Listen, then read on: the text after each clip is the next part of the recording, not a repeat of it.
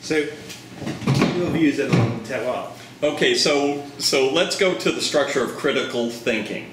Critical thinking is you look where there's dissonance and you look where there's evidence supporting conflicting points of views. It might be two, it might be way more than that.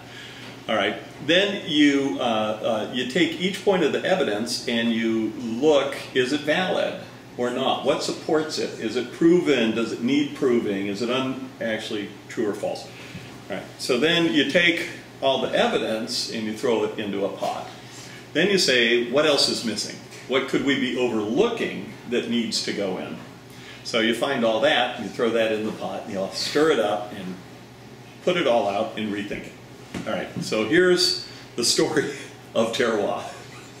I so love this. Okay, so it used to be, there was a term called goût de terre, all right, the taste of dirt. Yeah. Or, actually, if you put it in better context, it was actually a dirty taste. And it was a very, very negative thing. Back when wine was often really, really bad. I mean, when Brettanomyces was a very common thing, and when the vinegary smells and maderization were rampant, goût de terre was when a wine smelled dirty, like a barnyard, like a pigsty. I mean, like really, not just like some little note of complexity, but it stunk like dung, or like dirty socks. Right. And so it was dirty in the context of dirty laundry or dirty feet. All right. And if a wine displayed goût de terre, it wasn't the taste of the soil or the earth, it was dirty. Okay? All right. Goût de terroir was not having to do with the place per se, but was an attribute of wine.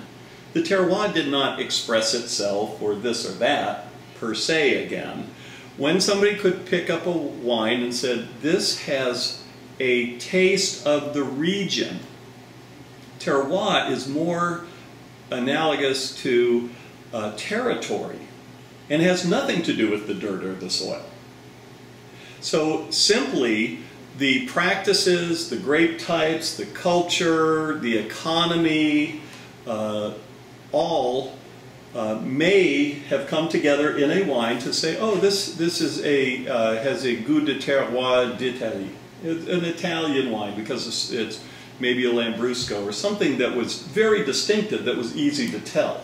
You could tell the wines of Beaujolais because they used carbonic maceration and they were the Gamay grape, and there were certain things, and it was pretty dang easy to identify the goût de terroir of Beaujolais.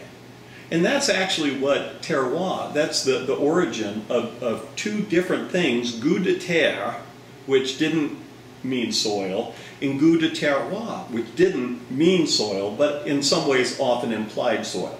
Right. When it has an effect on the wine in a way that makes it corollary to the wine to the region. All right. So during a period, actually, a wine that had a goût de terroir, and we're still researching this, this is kind of newly in our sights, but it turns out the goût de terroir terminology in kind of the 1930s to 50s was actually a negative quality. If a wine had a goût de terroir, it was actually a negative term. And again, it didn't have to do with the soil. It didn't have to do with somebody, looking for the right terroir. The terroir just showed up. The terroir always shows up. If somebody picks up a white Zinfandel, it has a goût de terroir. Somebody knows that it's really lightly pink, quite sweet, delicious for hypersensitive and sweet, phenotypes. But it's easy to associate back to it's a California wine made with these procedures, and it reflects that.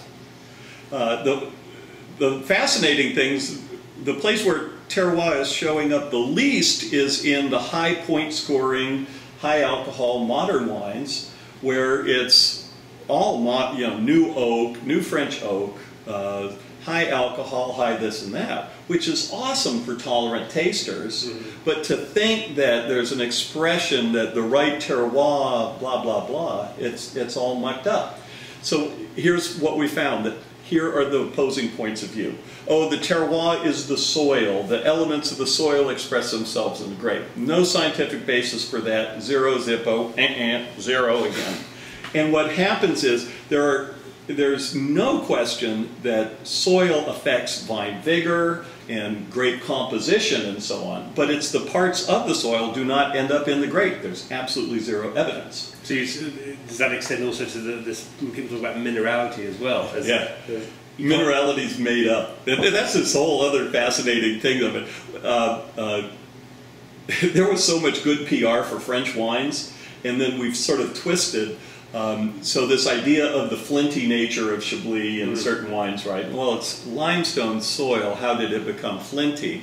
Well, the flintiness actually was a major flaw that was frequently found in wine, which was excessive SO2, excessive sulfites. And to rationalize it, smell this wine, oh, it kind of burns. Yes, it's got that gun smoke, that flinty characteristic, but it was actually the association of the smell of the sulfur used to ignite the guns that became the flinty that was actually this crappy SO2 smell from bad barrels and overuse of SO2. It's not flint to stone. It's not flint to stone. And it became associated with it. The fumé blanc is the exact same thing. The blanc de fumé, or that smokiness of bullcrap. These wines were crisp, they were driven by the grape aromatics, and it turns out that early in the morning, as bud break is occurring, the undersides of the leaves, the buds in the vineyard, give it a smoky kind of a quality because they've got the stomata underneath the leaf had this downy quality, and before the leaves develop and whatever. So that was called the blanc de fumé. It was like the smoke. And then that got turned into some industrial idea of the smoke coming from the power plants and whatever on the Loire. And then it got turned into the smoky nuances of this. And then Robert Mondavi made the blanc, or the fumé blanc, and then ascribed it to the barrels and the smokiness of the barrels. And the whole thing's all screwed up. It's just, it looked like there was some smoke out in the vineyard. That's why they called it. And then it just goes haywire.